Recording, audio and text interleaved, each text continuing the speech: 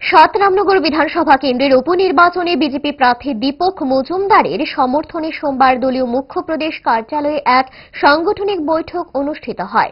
বৈঠকে প্রার্থী ছাড়াও দলের বিভিন্ন স্তরের কার্যকর্তারা উপস্থিত ছিলেন।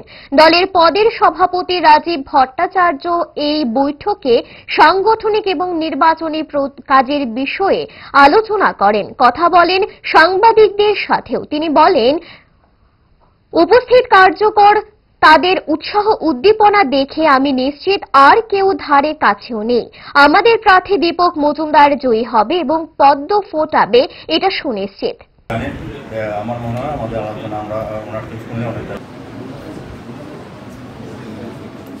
19 এপ্রিল আমাদের লোকসভা নির্বাচনের পাশাপাশি আমাদের সাত রামনগর বিধানসভারও উপনির্বাচন সংগঠিত হবে।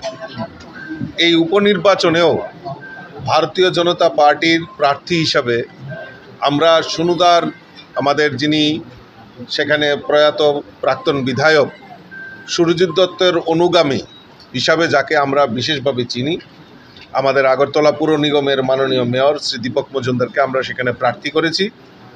এবং আজকে সমস্ত বুথের কার্যকর্তা, বুথ প্রেসিডেন্ট, কর্পোরেটর এবং সাংগঠনিকভাবে যাদের পরই দায়িত্ব রয়েছে সকলকে নিয়ে এই সাংগঠনিক বৈঠকের আহ্বান করা হয়েছে।